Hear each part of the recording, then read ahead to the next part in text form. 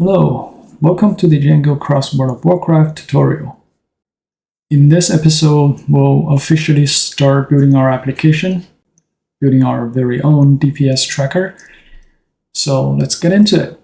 If you have followed me in my previous introduction video, you should have this server up and running. So we can just do Docker controllers up, and that should bring everything up, and we'll do something similar to the introduction video where we just keep two terminals, one running the server and the other one gives us access to the Django server.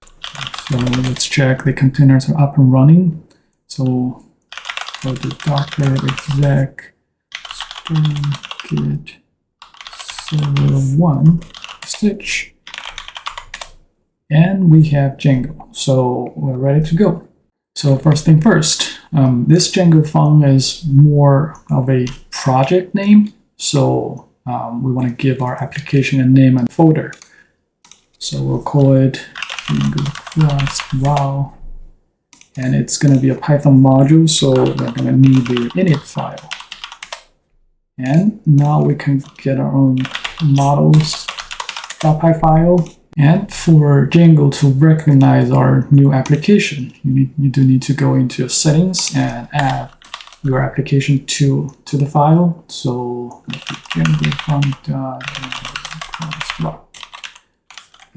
then the migration and models and all that stuff will be recognized by Django. All right. So for the model,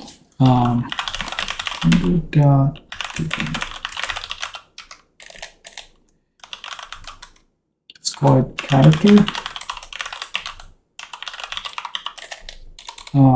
And I think I've shown you that with 3 attributes, we can narrow down to a single character. So there will be the name of the character,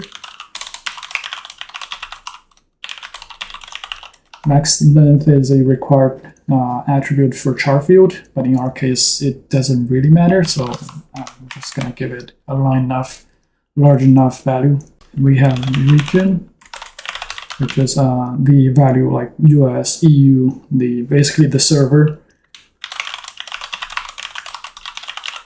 So that's going to be really short. So let's give it 10, and we have the rep.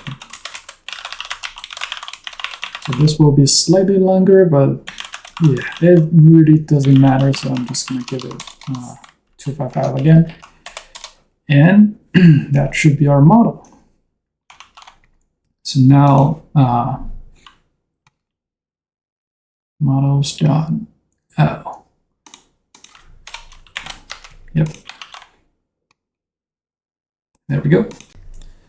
All right, so now let's create the migration for it so that this model change can be reflected into the database tables. All right, so we're going to do make migrations, and you need a application name. So I'm going to do that, and boom, you see it detects the changes, and if you look at the content, it's creating this new model for us. So that's great, and I'm going to run it. This will apply the change to our database, so now we have this table. But now there's no way for us to actually make any changes, or at least no easy way to make any changes, or at least see what's in there. So this is where we want to use the power of Django Admin. So let's create a admin file, and we're gonna import admin, and we're gonna import our new model.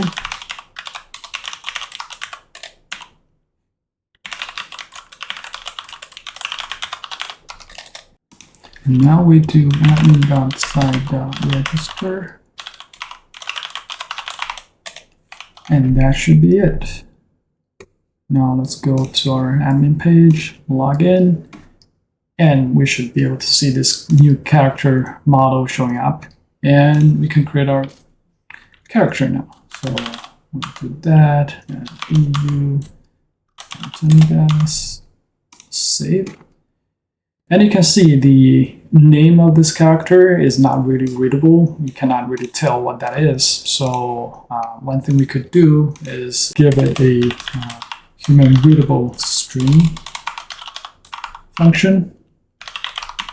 So in this case, we want to have